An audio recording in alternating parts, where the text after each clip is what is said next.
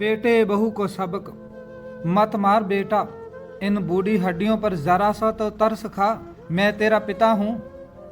सुरेश जी गिड़गिड़ाते हुए बोले, पिता है तभी सिर्फ मार कर छोड़ देता हूं, जो कोई और होते तो कब का जहर दे देता। और शर्म नहीं आती अपने ही घर में चोरी करते हुए। उन्होंने कहा, बेटा मैंने चोरी नहीं की, मेरी गलती क्या थी? बहू ने सुबह से कुछ खाने को नहीं दिया तो फिर क्या करता? भूख जोरों की लगी थी, खाना ढूंढने रसोई में गया तो वहां मुझे सिर्फ थोड़ी सी तेरी बची हुई छोड़ी हुई सब्जी दिखी, जिसे मैंने मुरमुरे के साथ खा लिया। सुरेश जी ने रोते हुए कहा, सुनिए जी, इन्हें यूं मारने से कुछ नहीं होगा। मार खाते खाते जब बिल्कुल डीठ बन गए हैं, इन्हें जो मन करता है फिर वही करते हैं, क्योंकि इनको पता है ज्यादा से ज्यादा आप इनको मारोगे और क्या होगा। ज्योति ने आंखें दिखाते हुए कहा, तो फिर और क्या करूं जिससे यह बूढ़ा सुधर जाए? ज्योति ने कहा, इन्हें बिना कपड़ों के बाहर आंगन में छोड़ दीजिए और साथ में खाना पीना बिल्कुल बंद कर दीजिए, फिर देखिएगा कैसे रास्ते पर आते हैं।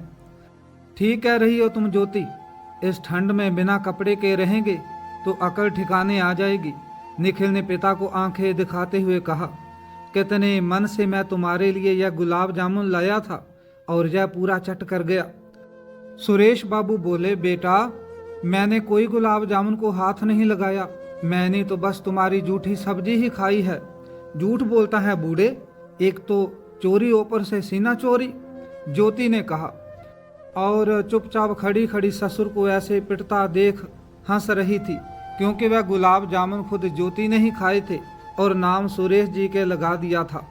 निखिल जबरदस्ती सुरेश जी के कपड़े खोलने लगा। वह रोते हुए बार बार मिन्नतें कर रहे थे और कह रहे थे, बेटा ऐसा मत कर, तू चाहे तो मुझे भूखा प्यासा रख दे, पर मेरे कपड़े मत उतार, मैं बीमार पड़ जाऊंगा। बड़ी चिंता है खुद की, कभी अपने बेटे का सोचा है? इतनी उम्र हो गई है पर अभी भी इतना खाते हैं, ऊपर से चोरी भी करता है। ज्योति ने कहा, नहीं। सुरेश जी ने कहा, मैंने कोई चोरी नहीं की बेटा, मुझे अपनी चिंता भी नहीं है। वो तो मैं हर रोज भगवान से मुझे उठाने के लिए प्रार्थना भी करता हूँ, पर भगवान मेरी सुनता कहाँ है। और मैं बीमार इसलिए भी नहीं पड़ना चाहता क्योंकि एक तो भगवान मेरी सुनते नहीं, दूसरा बिना इलाज के पड़ा तड़पता रहूंगा। आप कहना क्या चाहते हैं, मैं आपका इलाज नहीं करवाता? और करवाऊं भी क्यों? क्या फालतू में पैसे हैं मेरे पास? और यह सजा ही आपके लिए ठीक रहेगी। यह कहकर निखिल ने सुरेश जी की कमीज उतार दी और उन्हें ठिठुरती ठंड में आंगन में बिठाकर घर का दरवाज़ा अंदर से बंद कर दिया। बेचारे सुरेश जी एक तो बुढ़ापे के मारे पहले ही कांपते थे, ऊपर से रात की ठंडी हवा उनके बदन को और कपा रही थी। बेचारे कभी सिमट कर एक जगह बैठ जाते तो कभी आंगन में मौजूद केले के पौधे का पत्ता तोड़कर खुद को ढकने की कोशिश करते, पर उन्हें गर्माहट कहीं से नहीं मिल पा रही थी और वह रोते रोते कहे जा रहे थे, बेटा अब कभी बिना पूछे नहीं खाऊंगा। बहू मुझे चाहो तो तुम एक हफ्ता भूखा रख लेना, पर अभी अंदर आने दो, ठंड बर्दाश्त नहीं हो रही। ओ बेटा, ओ बहू, रहम करो इस बूढ़े पर।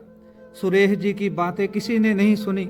बेचारे आंगन का गेट खोलकर सड़क पर भागने लगे जिससे कि उन्हें गर्माहट मिले, पर एक बूढ़ा कितना तेज भाग सकता है भला। दौड़ते दौड़ते उन्हें एक पेड़ के नीचे फटी हुई कमीज सड़क पर धूल खाती हुई दिखी। उन्होंने उस फटी हुई कमीज को उठाकर झाड़ कर पहन लिया। कमीज इतनी फटी थी कि शायद ही वह उनके बदन को ढक पाती। सुरेश जी की आंखों से भागते भागते आंसू बहे जा रहे थे और खो गए अपने अतीत की गलियारों में। निखिल की माँ शारदा जी सजी धजी घर से विदा होने के लिए तैयार थी। अपनी पत्नी शारदा जी की यूं अकाल मृत्यु का शोक सुरेश जी संभाल नहीं पा रहे थे। ऊपर से निखिल भी बहुत छोटा था। आज कई सालों से बीमार चल रही शारदा जी को काहल ने अपना गृहस्थ बना लिया था। निखिल सबसे ज़्यादा अपनी माँ से ही जुड़ा था। यूं अचानक माँ के चले जाने से उसके आंसू रुकने का नाम नहीं ले रहे थे। सभी ने निखिल को माँ की ज़रूरत है सुरेश जी से दूसरी शादी के लिए कहा, पर सौतेली माँ कहीं निखिल को परेशान ना करे। इसलिए उन्होंने अकेले ही निखिल को पालने का ठान लिया और पाला भी। पर किसे पता था कि जिसके लिए सुरेश जी ने कभी तीसरे को अपने बीच नहीं आने दिया, आज वहीं किसी तीसरे के लिए उन पर इतने अत्याचार करेगा। खैर, दोनों बाप बेटे अपनी जिंदगी में जी रहे थे, पर निखिल को धीरे धीरे सुरेश जी से चिढ़ सी होने लगी। अगर वह बीमार पड़ते तो निखिल घर में कैद हो जाता। कहीं कभी कोई सुरेश जी की खबर लेने आता तो यह सब निखिल को पसंद नहीं आता और इस बात के लिए दोनों में काफ़ी बहस भी हो जाती थी। फिर एक दिन निखिल ने सुरेश जी से कहा, पापा, अब मैं आपकी और इस घर की जिम्मेदारी अकेले नहीं उठा सकता, तो इसलिए मैंने शादी करने का फैसला लिया है। ज्योति इस घर की जिम्मेदारी को बखूबी संभालेगी। यह तो अच्छा सोचा बेटा तुमने, पर जिस लड़की की तुम बात कर रहे हो, मुझे भी तुम मिलवा उससे। आज इतने साल बाद इस घर में औरत के कदम पड़ेंगे, मेरा घर फिर से स्वर्ग बन जाएगा, जैसे तुम्हारी माँ के रहते था।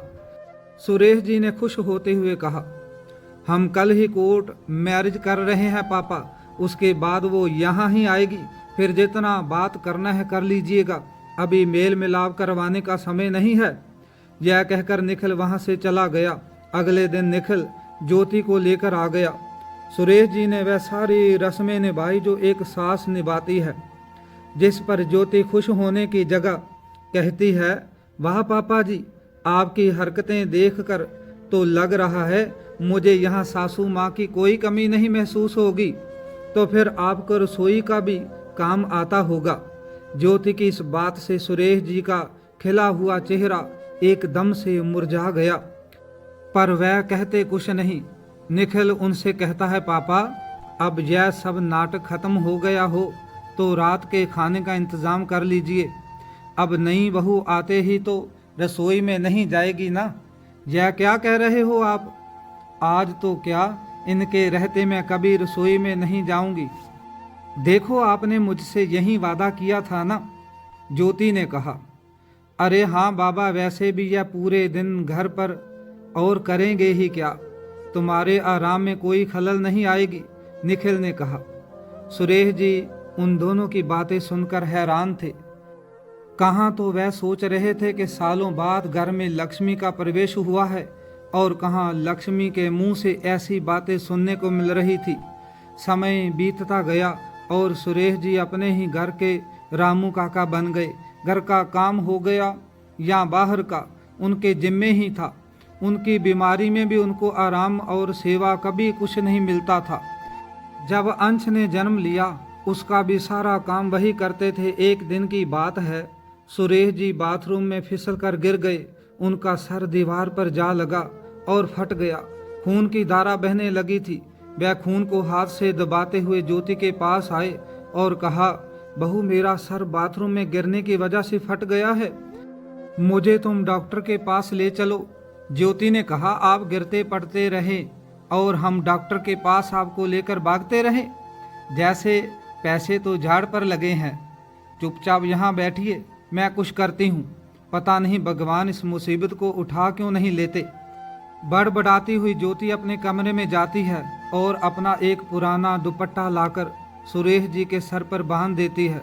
सुरेश जी दर्द से छटपटा रहे थे, पर ज्योति को कोई फर्क नहीं पड़ रहा था। जब निखिल घर पर आया, अंश ने उसे सब बताया।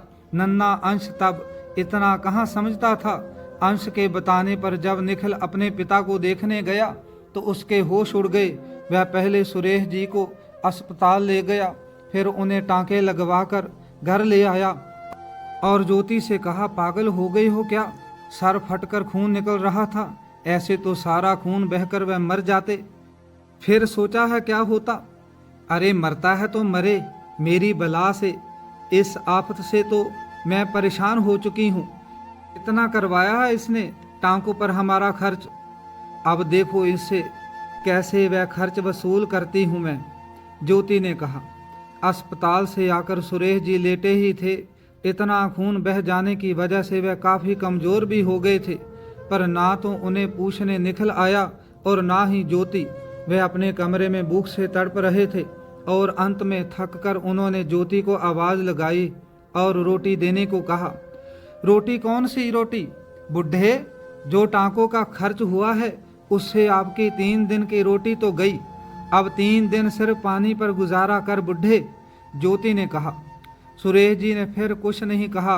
उन्होंने सोचा शायद भूखे ही वह चल बसें, पर कभी कभी मौत भी आसानी से कहाँ मिलती है। वह अपनी भूख को दबाने के लिए अपना पेट दबाए बैठे थे, तो पूरा जग पानी का पी लेते, तो कभी सोने की कोशिश करते, पर उस बुजुर्ग को राहत कहीं से नहीं मिल पा रही थी कि तभी अंश चुपके से आता है और दादाजी को दूध का गिलास पकड़ाकर कहता है, दादाजी यह दूध मम्मी ने मुझे दिया है, मैं चुपके से आपके पास ले आया। आपको भूख लगी है ना, जल्दी से पी लीजिए, इससे पहले कि मम्मी को पता चल जाए। अंश की इस मदद से सुरेश जी और बिलख कर रोने लगे और अपने कांपते हुए हाथों से वह दूध का गिलास पकड़कर उसे पीने लगते हैं। वह दूध को आधा गिराते तो आधा पीते।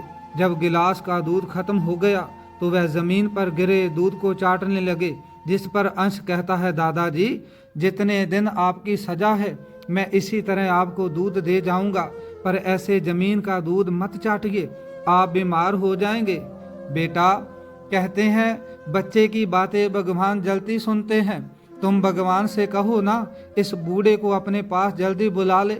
सुरेश जी ने बिलखते हुए कहा, दादाजी मम्मी पापा आपको बहुत सताते हैं, मैं भगवान से जय कहूँगा कि उन्हें सजा दें। अंश ने कहा। इसी तरह अगले दिन अंश जब दूध देने आया तो ज्योति वह देख लेती है। और फिर क्या था, उसके लिए भी सुरेश जी को निखिल ने पीटा। अब धीरे धीरे अंश बड़ा होता गया और फिर वह अपने दादाजी के लिए आवाज़ उठाने लगा था, इसलिए उसे पढ़ाई के लिए बाहर भेज दिया गया। अंश के जाने के बाद इनका वापस से वहीं रवैया शुरू हो गया। घर पर जो फटे पुराने कपड़े होते वही सुरेश जी पहनते, चप्पल भी फटी कुटी, और यहाँ तक के खाना भी कभी ताज़ा उनको नसीब नहीं होता था। एक रोज़ बर्तन धोते हुए उनसे एक प्लेट गिरकर टूट गई, जिसके लिए ज्योति ने उन्हें पूरे दिन भूखा रखा। पर जब सुरेश जी बर्तन धोने रसोई में गए, निखिल की थोड़ी सब्जी फेंकी हुई वहीं कटोरी में रखी थी।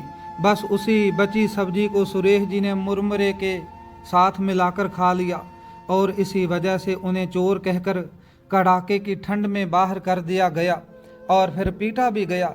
इधर ज्योति और निखिल खुश हो जाते हैं कि चलो बुढ़ा कहीं मर गया होगा डूबकर, और इसी खुशी में दोनों पार्टी कर रहे थे कि तब भी अचानक मोहल्ले में बड़ी हलचल शुरू होने लगी थी। ज्योति ने निखिल से कहा, पता नहीं आज मोहल्ले में बड़ी भीड़ है, पर मुझे कुछ खास पता नहीं चल पा रहा, आप जाकर पता करो आखिर बात क्या है। निखिल उस भीड़ में जाता है और घबराता हुआ वापस आकर घर का दरवाज़ा बंद कर लेता है और आते हुए ज्योति से कहता है, गजब हो गया ज्योति, सामने वाले तालाब में एक बूढ़े आदमी की लाश मिली है, वह भी खाली बदन। अब पुलिस आएगी तो पापा को घर पर ना देखकर कहीं हम पर ही ना शक करें। जो लोगों ने बताया उससे तो वह पापा की ही लाश मालूम पड़ती है। हम तो बुरे फंसे ज्योति, आप सबसे पहले अपने चेहरे से यह घबराहट निकाल दीजिए, और अगर पुलिस आए तो कह देंगे वह हमारे बेटे से मिलने गए हैं। ज्योति ने कहा, पर पुलिस अगर अंश से पूछेगी तब तुम तो जानती हो कि अंश कैसा है। यह कहेंगे कि पापा वहाँ नहीं है, यह बताया ऊपर से दादाजी कहाँ गए यह पूछकर हम पर ही चढ़ जाएगा। तुम बिना ऐसे सुझाव देती हो कि क्या ही कहूँ तुम्हें। निखिल ने गुस्से में कहा, ठीक है फिर कह देंगे तीर्थ पर गए हैं और उनकी फ़ोटो दिखा देंगे पुरानी वाली कोई भी। ज्योति ने कहा। दोनों यह सब बातें अभी कर ही रहे थे कि दरवाजे पर किसी ने खटखटाया। निखिल ने देखा उनके दरवाजे पर पुलिस है। उसको देखते ही उसके पैरों तले ज़मीन खिसक गई। वह और डर से पसीने पसीने होने लगा। कप कपाते हाथों से दरवाज़ा खोले। जी साहिब, आप लोगों ने सुना होगा यहाँ पास के ही तालाब में एक बूढ़े आदमी की लाश मिली है और मोहल्ले वालों ने बताया है कि आपके पापा जैसी लग रही है। यह लाश तो हम इसलिए यहाँ आ गए हैं, पानी में चेहरा काफ़ी बिगड़ गया है तो पहचान पाना मुश्किल हो रहा है, इसलिए अपने पापा को बुलाइए, हम उनसे कुछ पूछना चाहते हैं कि वह ठीक हैं या नहीं। पुलिस ने कहा, तो हाँ, हमारे पापा जी बिल्कुल ठीक हैं, वह तो अभी 4 धाम की यात्रा पर गए हैं। यह देखिए उनकी भेजी हुई फ़ोटो। यह कहकर ज्योति ने अपना मोबाइल पुलिस के आगे बढ़ा दिया। आप बात कराइए उनसे हमारी, क्योंकि मोहल्ले वाले बता रहे थे कि इससे पहले आपके पापा कभी इतने दिनों तक बाहर नहीं रहे। पुलिस ने सख्ते में आकर कहा, हाँ वह क्या है ना इंस्पेक्टर साहब, पापा इस बार अपने दोस्तों के साथ गए हैं, वह काफ़ी दिनों बाद गए हैं। निखिल ने हकलाते हुए कहा, ठीक है अभी तो चलता हूँ, अगर ज़रूरत पड़ेगी तो फिर आऊँगा। पुलिस ने यह कहा और वहाँ से वह लोग जाने लगे। पुलिस जैसे ही वहाँ से जाने लगी थी कि तभी निखिल और ज्योति का बेटा जो बाहर नौकरी करता था वह मौके पर पहुँच जाता है और आकर कहता है, पापा दादाजी तीर्थ यात्रा पर कब गए और आपके पास उनकी फ़ोटो, यह फ़ोटो कहाँ से आई? यह दादाजी की सालों पुरानी फ़ोटो है। मैं कब से दादा दादी की यह तस्वीर ढूंढ रहा था, पर आपने इस फ़ोटो को आधा फाड़ क्यों रखा है? कितने अच्छे लगते थे ना दोनों साथ में जब दादी जिंदा थी। यह तो तब की फ़ोटो है, ये क्या कह रहे हो? उस पुलिस वाले ने अंश से पूछा। हाँ सर, मैं सही कह रहा हूँ। यह देखिए यह फ़ोटो को इन्होंने आपको दिखाया वो तो आधी है, पूरी फ़ोटो तो मेरे पास है, यह देखिए यह रही पूरी फ़ोटो। यह कहकर अंश अपना फ़ोटो पुलिस के आगे बढ़ा देता है जिसमें सुरेश जी अपनी पत्नी शारदा जी के साथ थे। तो फिर इसका मतलब वह लाश आपके पिता की है। अब आप लोग सच बताने का कष्ट करेंगे या फिर हम अपने तरीके से बुलवाएं? पुलिस ने सख्ते में आकर कहा, नहीं सर, हमें नहीं पता पापा उस तालाब में कैसे पहुँचे, हमने उन्हें नहीं मारा, हम तो बस यह कहकर निखिल शांत हो गया। तो ज्योति कहती है, हाँ सर, हमने तो उन्हें बस घर से निकाला था, पर पता नहीं वह तालाब में कैसे पहुंच गए। ज्योति लड़खड़ाती हुई आवाज़ में बोली, हाँ सर, वो तो हम उन्हें बस सज़ा देना चाहते थे ताकि वह आगे से चोरी ना करे। निखिल ने कहा, अच्छा तो पापा बताइए दादा ने क्या चुराया था, ज़रा मैं भी तो सुनूं। अंश ने कहा, अंश तू चुप रह, तू कुछ नहीं जानता। तेरे दादाजी मानसिक रूप से बीमार हो गए थे, वह जो करते थे उन्हें कुछ भी याद नहीं रहता था। कभी घर से पैसे चुराते थे तो कभी सामान, इसलिए हमने उन्हें सजा देने की सोची।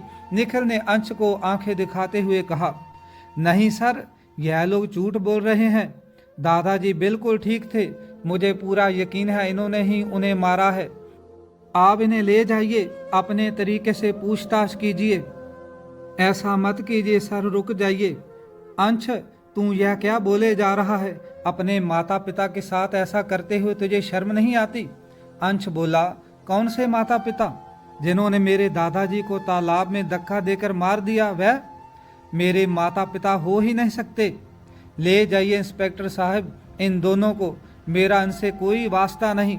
सर हमने कुछ नहीं किया, मैं सब सच बताती हूँ। यह कहकर ज्योति उस दिन की सारी घटना बता देती है। आ जाइए दादाजी। सुरेश जी वह जैसे ही गाड़ी से निकलकर बाहर आए, उन्हें जिंदा सही सलामत देखकर तो निखिल और ज्योति के होश उड़ जाते हैं। आज यह पहले वाले सुरेश जी नहीं थे, सूट बूट पहने एक सेठ की तरह लग रहे थे, ऊपर से आंखों पर काला चश्मा पहना था। अरे सर आप यहाँ? उस पुलिस वाले से पूछा। आप तो वही हैं ना जो कल वृद्ध आश्रम का उद्घाटन करने आए थे और आपने 50 लाख की धनराशि उन लोगों को दान की दी है। यह सुनकर तो ज्योति और निखिल की तो आंखें फटी की फटी ही रह जाती हैं कि यह सब कब और कैसे हुआ। पापा आप यहाँ, मतलब फिर उस तालाब में, और यह सब क्या चल रहा है? निखिल ने चौंकते हुए पूछा। पापा ज़रा ठहर जाइए, मैं सब बताता हूँ, ज़रा दादाजी को सांस तो लेने दीजिए। उस रात जब आप दोनों ने दादाजी को घर से निकाला था, दादाजी ठंड से बचने के लिए सड़क पर भाग रहे थे। तो शर्मा अंकल ने उन्हें देख लिया था और उन्हें इनकी हालत देखकर समझते देर ना लगी कि यह आप लोगों की ही देन है, इसलिए उन्होंने मुझे कॉल पर सब कुछ बता दिया। मैं दौड़ते हुए वहां से निकला और तब तक शर्मा अंकल जी को दादाजी पर नजर रखने को कहा। जब मैं दादाजी के पास पहुंचा तो देखा बेचारे सड़क पर धूल भरी शर्ट को पहने हुए थे। सच कहूं, मेरी आंखों से आंसू नहीं रुक रहे थे।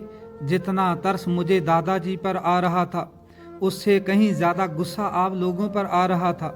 मैं तभी आप लोगों के पास आकर इसका जवाब मांगना तो चाहता था, पर फिर मैंने सोचा कि आप लोगों ने जो किया है उसके लिए अब कोई सवाल जवाब नहीं, सीधे आप लोगों को सजा होनी चाहिए। मैं दादाजी को अपने साथ ले गया, उनकी अच्छे से देखभाल की, दादाजी की फिर से हिम्मत बढ़ाई कि वह पहले की तरह अपने पैरों पर खड़े हो सकें, और दादाजी को इस दुख से निकालने के लिए मैंने उनको काम में बिजी किया। अपने आप को बोझ ना समझे, इसलिए मैंने उनको अपनी कंपनी का मालिक बनाया। आज दादाजी ने मेरी पूरी कंपनी का काम संभाल रखा है। जो तुम लोगों ने उनके साथ किया पापा, उनको दुख से निकालने का बस एक यही तरीका था मेरे पास। यही नहीं, दादाजी ने 2 वृद्ध आश्रम तक खुलवाए हैं और वहां अपने जैसे ही लोगों को शरण दी है। उनके काम से प्रसन्न होकर सरकार ने उन्हें खुद सम्मानित किया है। आज वह कोई गरीब सुरेश नहीं, बल्कि इस शहर की जानी मानी हस्ती हैं। पिता की हैसियत देखकर बहू बेटे के पैरों तले जमीन सरक गई। दादाजी, मैंने आपसे वादा किया था ना कि आपके गुनहगारों को सजा दिलवाऊंगा, तो आपके गुनहगार आपके सामने हैं। आप जो सजा देना चाहें इन्हें दे सकते हैं। इन्हें तो कानून सजा देगा। जो अपने जन्म देने वाले पिता को मारने की कोशिश कर सकता है, इन्हें इस समाज के बीच रहने का कोई हक नहीं। वहां खड़े पुलिस ने कहा, पापा, वह तालाब में किसी की लाश नहीं थी, वह तो हमने इस मोहल्ले वालों के साथ मिलकर एक नाटक रचाया था, ताकि आप लोग अपने मुंह से अपने किए का बखयान कर सके। यह तो अच्छा हुआ जो आप जेल जा रहे हैं और आपके रहने का कोई ठिकाना मिला, वरना जब मैं यूं ठंड में आपको घर से निकालता वह और ज़्यादा मुश्किल होता, और शायद तब आपको रास्ते पर गिरी हुई कोई फटी हुई कमीज भी ना मिलती, अंश ने कहा। फिर सुरेश जी निखिल का कॉलर पकड़ते हुए कहते हैं, तूने मुझे ना जाने कितने ही चांटे मारे हैं, पर आज जो चांटा तेरे बेटे ने तुझे मारा है उसका दर्द शायद ही तू कभी भूल पाएगा। इसलिए मुझे और चांटे मारने की तुझे कोई ज़रूरत नहीं, क्योंकि तुझे वक्त ने बड़ा ज़ोरदार चांटा मारा है। यह तमाचा तू जिंदगी भर नहीं भूल पाएगा। दोनों जने पिता के पैरों में गिरकर माफ़ी मांगते रहे, गिड़गिड़ाते रहे, लेकिन सुरेश जी ने उन्हें माफ़ नहीं किया और दोनों को पुलिस उठाकर ले गई। अंश ने अपने माँ बाप के खिलाफ गवाही दी और उन दोनों को लंबी सजा हुई। अंश अपने दादाजी को लेकर वापस अपने घर लौट गया और खुशी खुशी उनके साथ अपना जीवन व्यतीत करने लगा। कुछ सालों बाद सुरेश जी ने अपने पोते अंश की शादी करवाई। अंश की पत्नी ने सुरेश जी को खूब मान सम्मान दिया। जो फर्ज उनके बेटे बहू को पूरा करना चाहिए था, आज उनका पोता उनके प्रति सारे फर्ज पूरे कर रहा था। तो दोस्तों, अंश ने अपने माता पिता के साथ सही किया या गलत, आप लोग अपने राय विचार कमेंट बॉक्स में लिखकर ज़रूर बताइएगा। दोस्तों, यह थी आज की कहानी। आपको कैसी लगे कमेंट बॉक्स में बताएं। वीडियो को लाइक शेयर करें और हमारे चैनल को सब्सक्राइब ज़रूर करें। धन्यवाद।